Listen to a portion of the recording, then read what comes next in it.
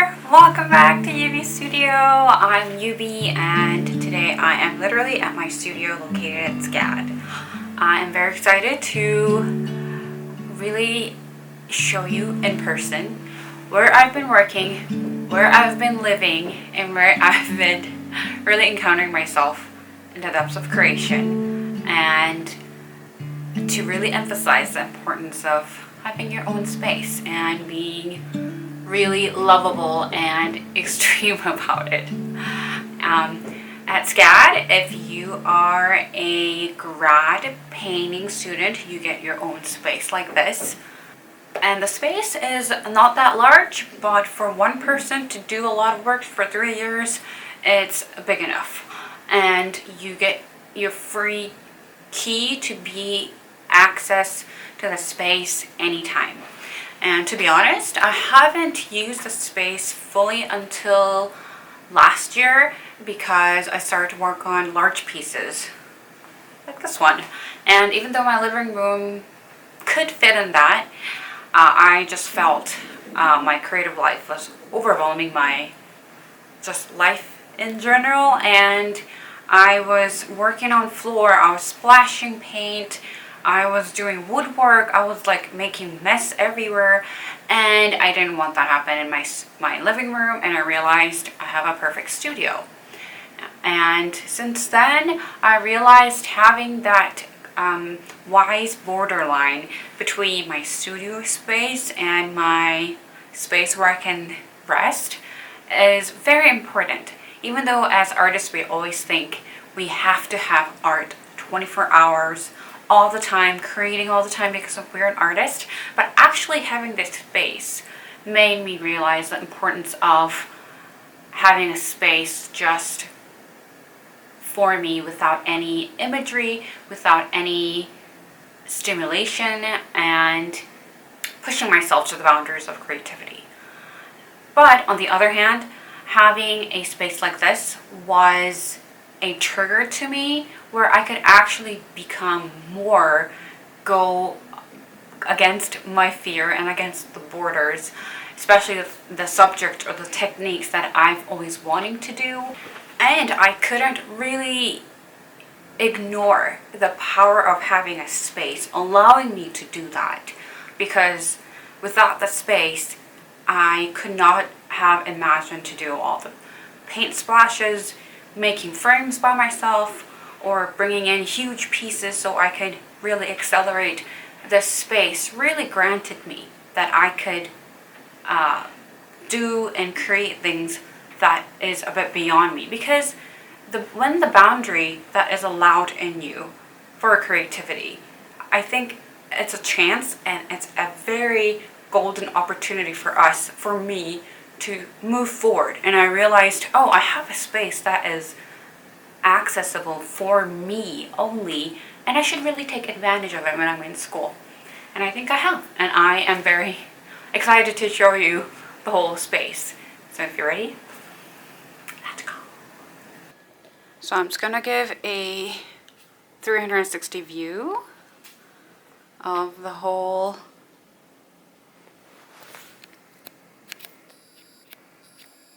studio.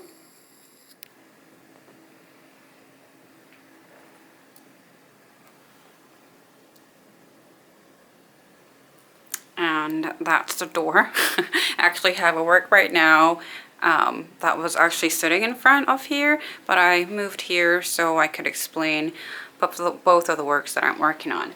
So this is like my drawing area slash remaining frames and stuff, and this is the one desk and a chair that I have where I usually sit. If I need to eat, I bring food if I want to stay longer in the studio, and also my smaller works. And it kind of goes chronologically, the works that I created. It goes from here, the few first works that I ever did, especially these ones, are one of the first works that I did. And then yeah, it's literally in time where I exhibited it or put in a gallery form so I could see what I actually created during the years. I have some more works down here.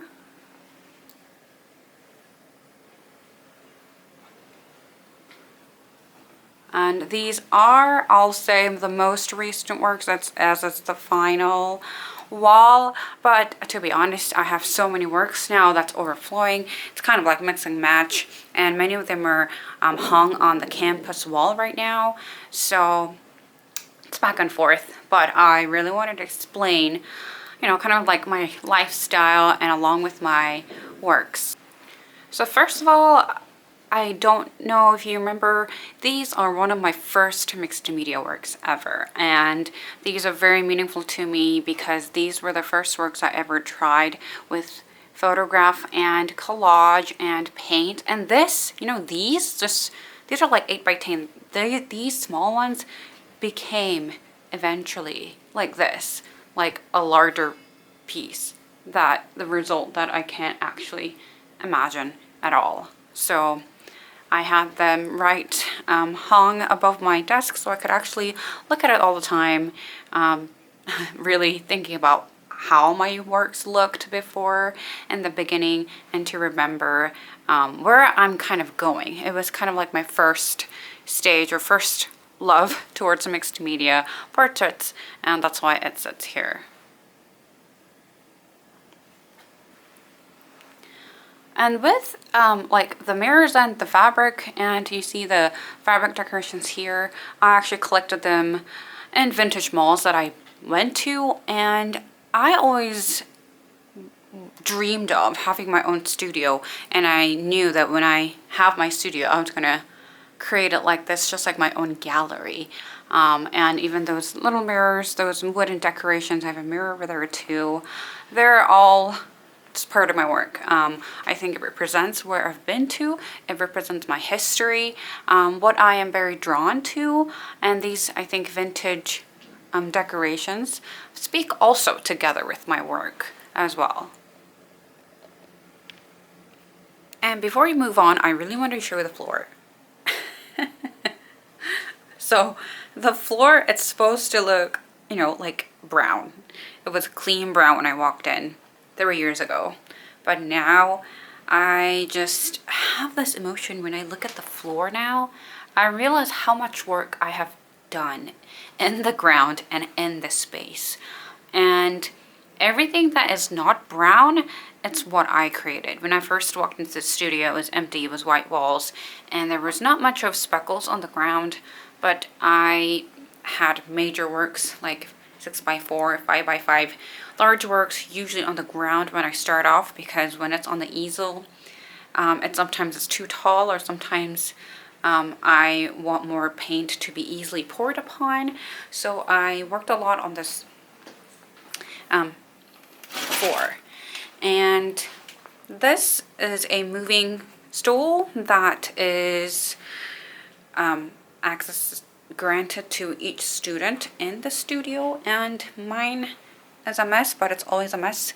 Top is usually like my painting area, and fun fact, it's kind of organized in my eyes because it's like paint here where I mixed the paint here, and this is this towel. I know it doesn't look organized at all, but I have the roll that nobody can see.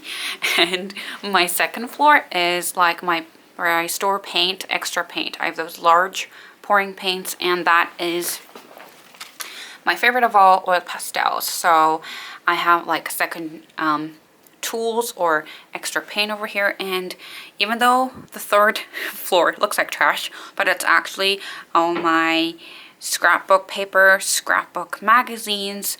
I have fabric that I was gifted, and some extra fabrics because I like smudging the paint a lot. And these are all even though they look like scrap, literally trash scrap, they're all the base of my collage works. Paper is such a cheap but beautiful and kind of sturdy material that could create a collage look. So actually I will tap on this work because I really love this work. So recently I have been totally into vintage frames, and this is one of the vintage frame that I got. I found somebody on Facebook Market, and I realized that she had a huge attic in her house full of vintage frames. She loved my work.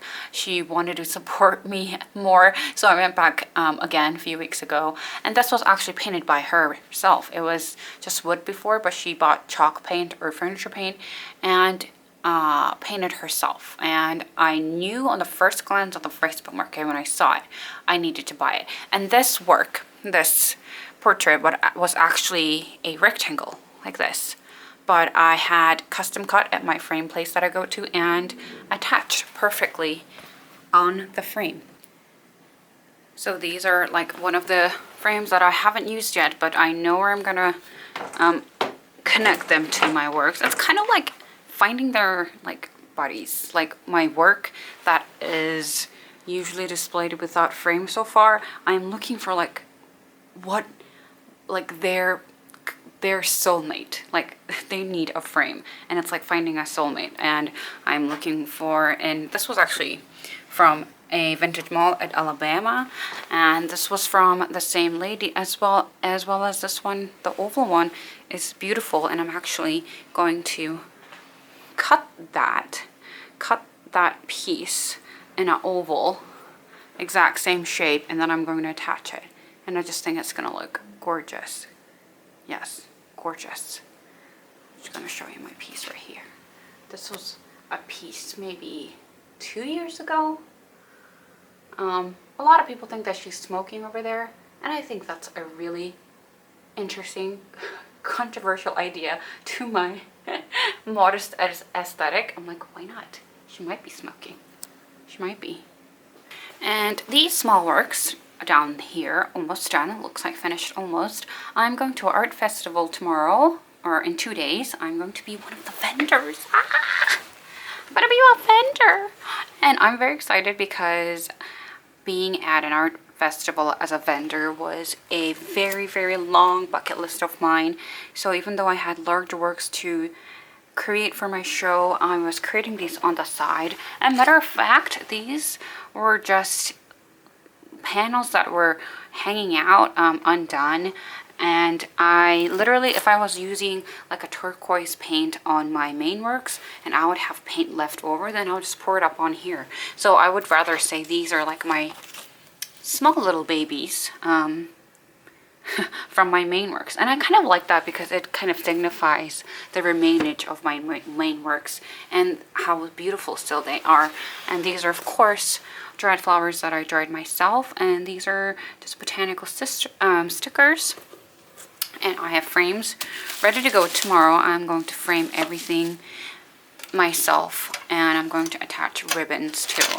So these works are like the most recent that is ready to go, and I'm very proud of. Even that raw wooden panel one, I don't know, I'm just gonna probably attach a D-ring behind it, so it's like, because I like that raw edge. I don't think I want a frame to it, and hopefully it finds a good home.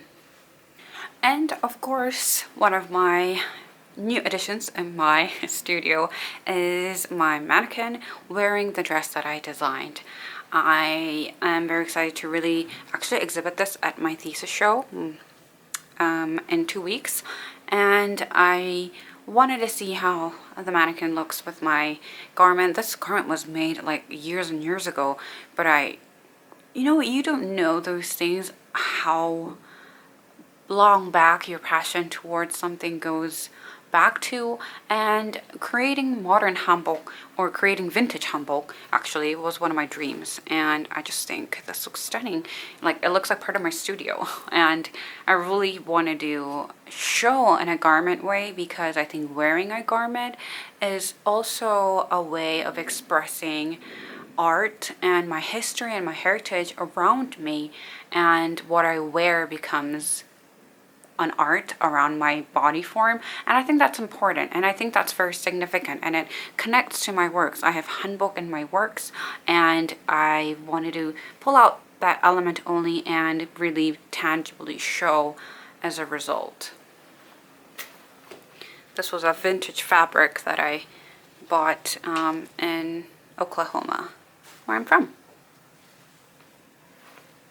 And other than just main works, I am very inspired by the things that I always see. So I always try to have inspirational images. This was a project that I did in my other online class that I had to create an artwork for a specific gallery, and it was a gallery in Marietta here in Georgia, and I took out the artworks of the gallery's artists that they have, and I just stuck them on the wall. And you know, rather than having it on your phone of your inspiration, it's a very different manner when it's physically printed and physically existing in my space. And that's why I have a lot of works, but I also have works that are not major works because I want them to be my inspiration. And even here I have my original watercolors.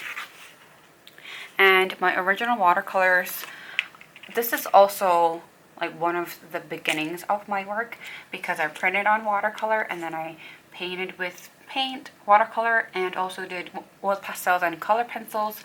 And I don't know, just I seen them over and over again, even though it's been years and years. It really inspires me.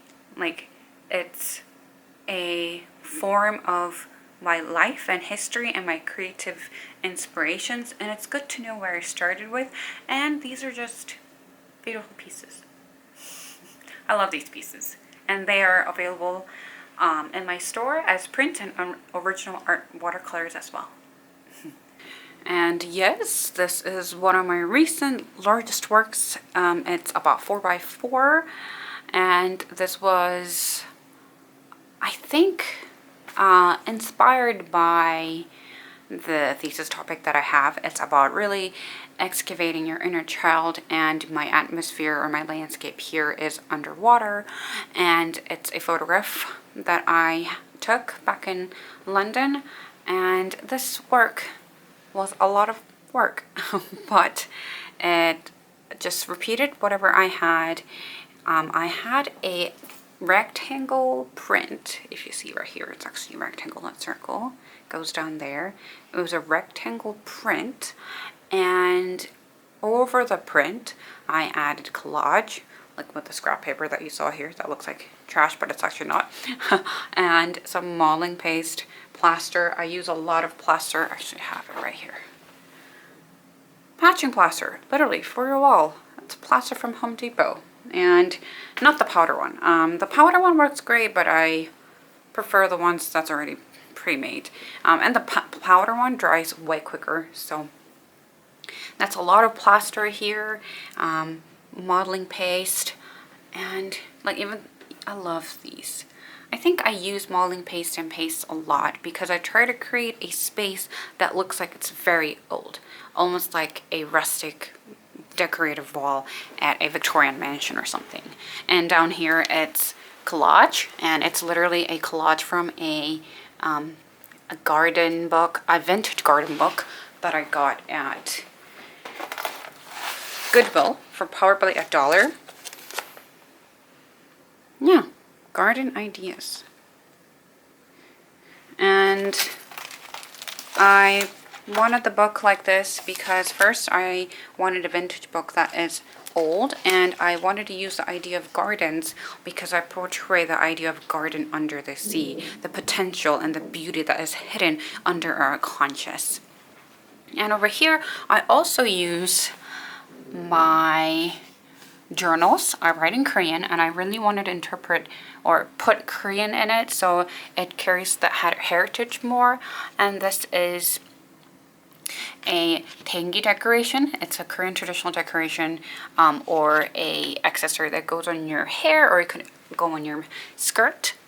And rest is just history, like all the things that you've seen before in my vlog. And I'm very excited for this work. It's probably going to be framed soon in a wood frame like that, the one like this. Just a simple floating frame. And you can't really see it here, but this is my flower presser. I literally had a wooden panel that I was not using, probably not this quarter, so I just cut it in 3 parts. One of the part is over there becoming my board, my name board for the art festival, but I just used my clamps, and there are flowers of my baby's breath and my eucalyptus flowers in there being pressed. And these were important because I used to use a lot of flowers that was pressed already on Amazon or Etsy, but I realized the reason why I create, you know,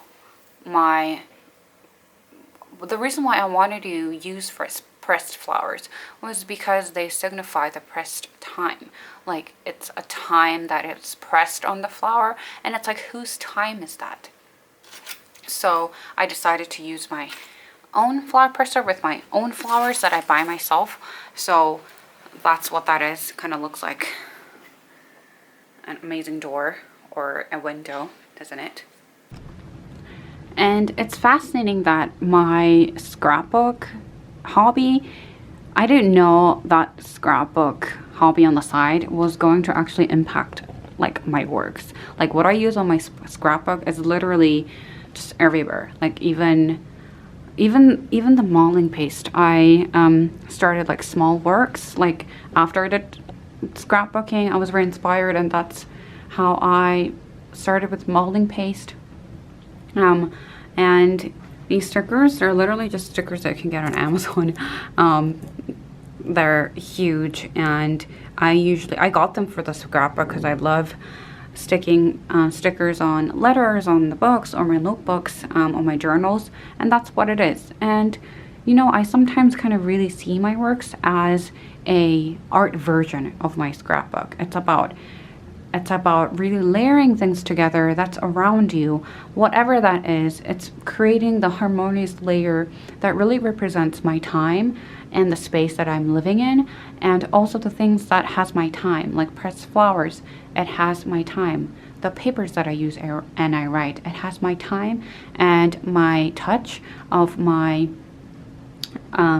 days that I have lived, which I just think it's very beautiful, and something that the idea itself of layering time and really giving it to somebody, it's an act of love, and it's something that is irreplaceable time, because I can't replace time of a person, of somebody else's person's time, because it's unique in my time. Being in the studio really made me realize that I'm in this space, in the studio, not just to create, but to be inspired by myself. Like, when I'm in this place that is confined, like no windows and just a space that almost like a cave, I realized that I am recently very inspired by who I am, because there's no window, there's no vessel for me to look outside or be inspired by outside.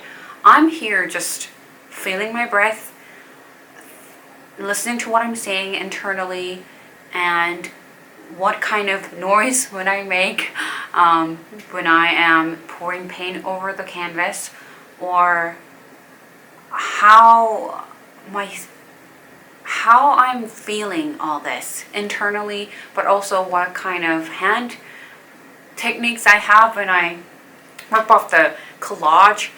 And just being inspired by myself is what this studio really granted me, and that is something that I cannot get from outside of here, and that is something that I cannot receive by just looking at great masterpieces outside. Being inspired by who I am, or who you are, is the most significant and beautiful inspiration you'll ever get your entire life, because you're the only one in this world, and I'm the only Yubi in this world, and that should be something that makes you create, and that cannot be substituted by any other works. So I've been recently really being appreciated. I have been really appreciating how I have access to this space where I can be inspired by myself. But not only that, the reason why I have really made a gallery here is not because my works are amazing. I have some works that I don't like to see or I'm not satisfied. But the reason why I hang these, like I put on a ladder and I go up all the way there to really hang something. It's a labor, you know, that to really nail something in and like angle that parallel. The reason why I do that is because, and also because I want to be inspired by my works. I could see what I have done so far, and the works speak itself. When rather than having it just hanging around on the wall or down the floor, if I have it hung like this, and when I actually step back and see it, I realize I am inspired by myself and the works that I've already created, that some of the works that really echoes my heart, even though I created, I move on from that work and that work becomes an inspiration. And that's another way that I'm inspired by myself, and that has happened in this space. And I think not only that, like having it actually having it displayed, because I chose to display them myself, that's when I actually looked into like frames, because I realized work and frame is kind of like can't apart together, and I really wanted my own aesthetic and my story in the frame as well. And I usually don't buy them new. I try to find something that's already used or vintage, because I feel like that nostalgic quality in my work really echoes about where I long for to be back home, or where do I belong, kind of a sense. And even these right here, these were beautiful rustic frames. I love the hanging parts on the top. These were frames that I found on Facebook Market, and it was already rustic like this. I was looking for specifically 5x7, and I just loved the hanging cords like this. It's so unique. Like, it's just literally showing where it hangs, but I just thought it was very unique and almost like a barn style but vintage, and I wanted to match my work that it already has like kind of muted tones, so I thought it matched perfectly. I'm really finding more of these, but I couldn't, so for the other two pieces that I had of this collection, I got different frames. And this is one of my favorite works, and it's because I painted my own figures, and painting my own figures meant I was painting my soul without a photograph as a foundation.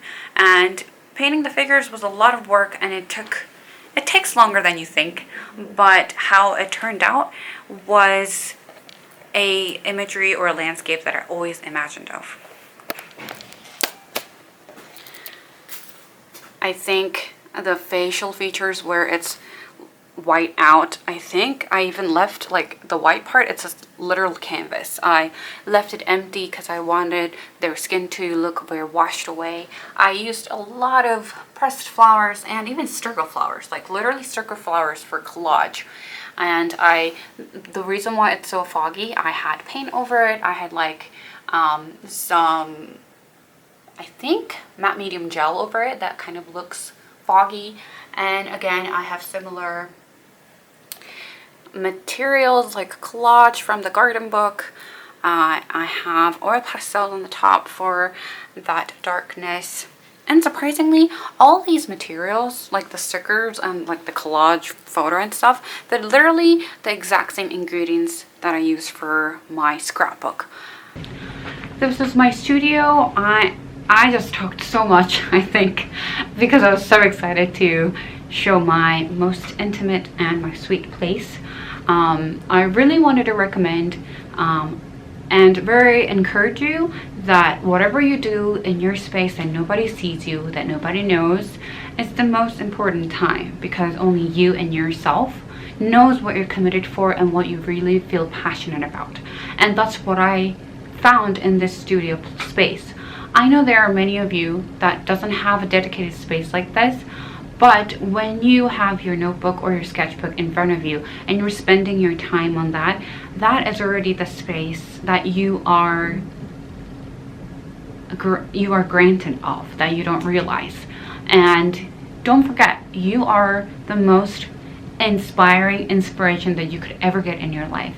Nothing can replace. Nothing can replace. This studio is not about how much I created, not about how talented I am. It's about what kind of inspiration I am, the existence of myself, the self, just Yubi. This works over here. It just tells me who I am and how beautiful I am as an existence, and I could be an inspiration. These are just a fruit by being an inspiration as a self, as a Yubi that exists only one in the world. So I encourage you, be inspired by yourself, because you have the things that nobody has and you are already talented. You are not lacking anything. I hope this studio tour is something that you are encouraged, and hopefully you're making something today or drawing something today, and see you in my next vlog.